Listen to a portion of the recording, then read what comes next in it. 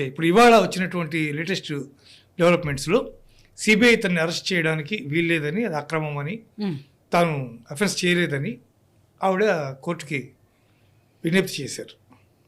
ఆవిడ పెట్టిన పిటిషన్లన్నీ కూడా కోర్టు కొట్టేసింది. ప్లస్ సిబిఐ కస్టడీకి 3 రోజుల పాటు అనుమతి ఇచ్చింది. ఈ 3 రోజుల కస్టడీ అయిపోయిన తర్వాత వీళ్ళు కోర్టుకి హాజరుపరుస్తారు. హాజరుపరిచిన తర్వాత ఇప్పుడు మళ్ళీ ఆవిడ సిబిఐ జ్యుడిషియల్ కస్టడీ సిబిఐ తరఫున ఇస్తారా మళ్ళీ, లేకపోతే ఆల్రెడీ ఈడీ కస్టడీ ఆల్రెడీ జరుగుతుంది కదా, దాంట్లో కంటిన్యూ అవుతారా ఆవిడ?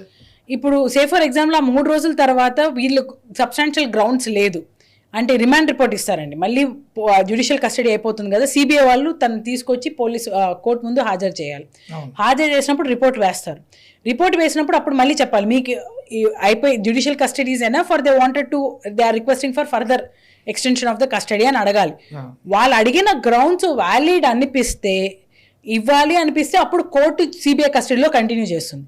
లేదనుకోండి ఆటోమేటిక్గా తనని ఈడీ కస్టడీలోకి పంపించేస్తారు. If ED custody is also continuing. So ఇప్పుడు ఎన్ని రోజులైతే ఫర్ ఎగ్జాంపుల్ జ్యుడిషియల్ కస్టడీ అనేది మ్యాక్సిమం కోర్టు 15 డేస్కి ఒకసారి ఇస్తుంది. ప్రతి 15 డేస్కి వచ్చి పర్మిషన్ తీసుకోవాలి. సో అట్లా మ్యాక్సిమం ఎన్ని డేస్ వరకు ఇస్తారు? ఈ కేసులో అయితే 7 years లోపల ఇంప్రిజన్మెంట్ కాబట్టి 60 days లోపల ఛార్జ్ షీట్ వేయాలి. ఛార్జ్ షీట్ వేసిన తర్వాత కూడా జ్యుడిషియల్ కస్టడీ ఉండొచ్చు.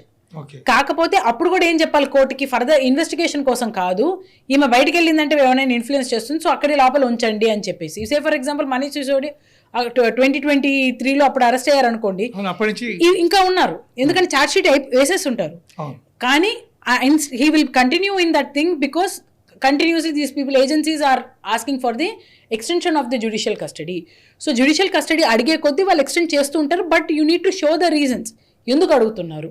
ఆ రీజన్స్ వ్యాలిడా కాదని కోర్టు చెక్ చేసిన తర్వాత రీజనబుల్ అప్రిహెన్షన్ ఉంటే ఖచ్చితంగా జ్యుడిషియల్ కస్టడీ ఇస్తుంది.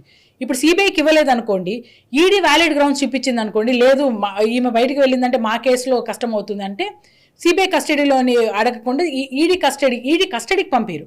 Judicial custody based on the report of the ED. So అలా పంపిస్తారన్నమాట. ఈ వీడియో మీకు నచ్చినట్టయితే లైక్ చేయండి, 10 మందికి షేర్ చేయండి. అలాగే కామెంట్ల రూపంలో మీ అభిప్రాయాలను మాతో పంచుకోండి. Nationalist hub group of channels ను సబ్స్క్రైబ్ చేసుకుని తెలుగునాట జాతీయవాద జర్నలిజాన్ని ప్రోత్సహించండి. ఈ వీడియో కింద ఉన్న బెల్ ఐకాన్ పై క్లిక్ చేయడం మర్చిపోవద్దు.